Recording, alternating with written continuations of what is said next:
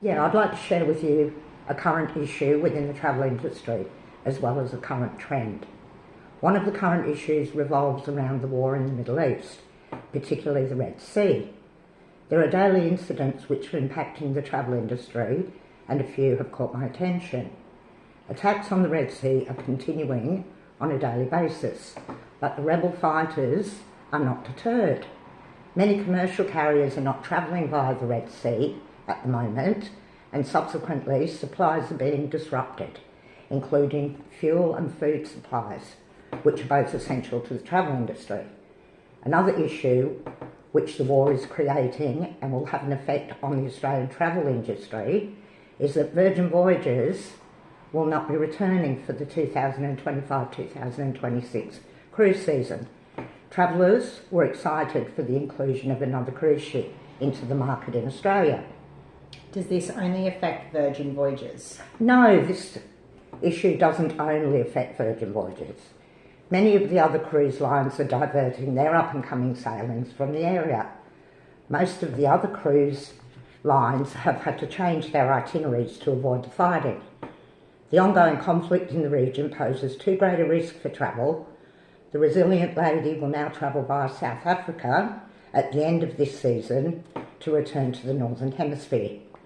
How would a traveller know which countries are safe to travel to? Well, Smart Traveller is a government body which is maintained by the Department of Foreign Affairs in Australia. smarttraveller.gov.au are continuing with their warnings from the 5th of January this year regarding travel to Egypt. It is strongly advised not to travel to Egypt if possible. The current turmoil in the Middle East, including the southern Red Sea, is seeing an increase in violence and piracy, as well as terrorist attacks. As the war has no end in the foreseeable future, these issues are expected to be lasting. Subsequently, the economies of these countries involved are suffering immensely. A current trend within the travel industry is the demand for sustainable tourism. Recent research by the Global Destination Sustainability Movement, along with TripAdvisor, found the most sustainable tourist destination in the world to be Copenhagen, Denmark. More than 2/3 of hotels there hold an eco certificate. Vending style machines refund money in exchange for empty cans or cups. Transport by bicycle is very popular in the city, having over 320 kilometres of bike tracks. Stockholm, Sweden is ranked second, with 60% of Sweden's energy supply coming from renewables. Does America have any cities in the top 10 sustainable tourism destinations? Well, although 74% of Americans are concerned with the effects of travel on the environment, there are no cities in the USA which are ranked in the top 10 sustainability cities. The majority of the cities are in the Nordic countries, with also France, Belgium and a couple of other countries included. Even Australia is in the top 10, with Melbourne coming in at number 7. Of the 100 destinations that were ranked, Montreal, Canada was the only Americas that ranked. Why is sustainable tourism and travel so important? The importance of development of sustainability is a major factor in the survival of our planet. Sustainable tourism, also known as ecotourism, helps to conserve the natural resources of a destination, as well as boosting the economy. It also raises environmental awareness and unites cultures. It also creates opportunities for travel by supporting local economies in creating jobs and business opportunities for people living near tourist destinations. Ecotourism attracts tourists by offering them unusual and instructive experiences while also promoting environmental awareness and protection.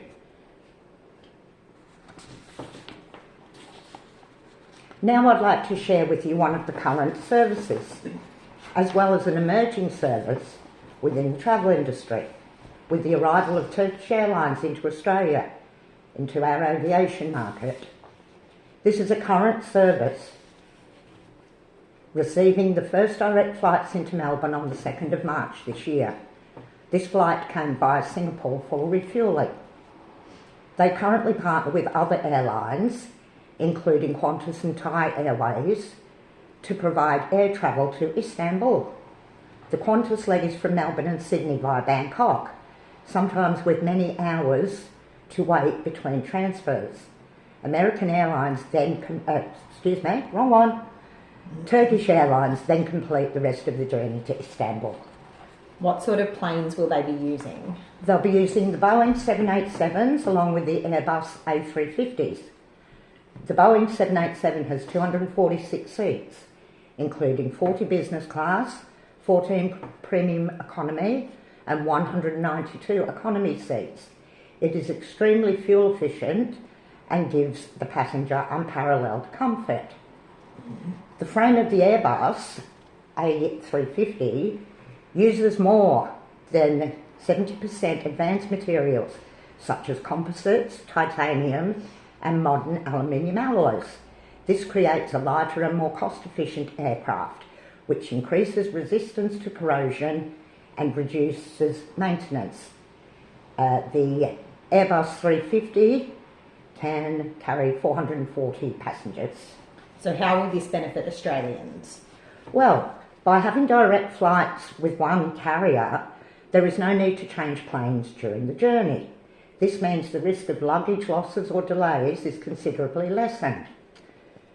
Currently, some routes can take up to 36 hours, but having direct flights will reduce travel times considerably. Many other routes will be opened up via Istanbul Airport to Africa, Europe and the Middle East. Direct flights are now leaving from Melbourne and expect to start from Sydney later in the year. Is there any emerging products or services within the travel industry that are not currently offered? Well, actually there is. Currently in Australia, pets can be transported on aircraft, but must be in a special area in the hold of the plane. Qantas and Virgin Australia currently offer this service, but pets in the cabin is allowed on numerous overseas carriers. Now Virgin Australia has revealed its plan to allow small dogs and cats to travel with their owners on domestic flights. Within Australia, this concept would be the first for Australia and is subject to regulatory approval. The pets would be transported in a predefined carrier and placed in a predefined space under the seat in front of the owner. This will only be permitted in certain rows so that they are separate from the other passengers. So has Virgin Australia conducted any research into this? Well, they have actually. Feedback shows almost 70% of pet owners who responded would be in favour of this service. Many pet owners have indicated that they would travel more if they could bring their pets into the cabin with them. If approved, Virgin Australia hopes to launch this service later in the year. Thanks for sharing the valuable information with me today. It was very interesting to hear what is going on within the travel industry. Thank you, Jasmine.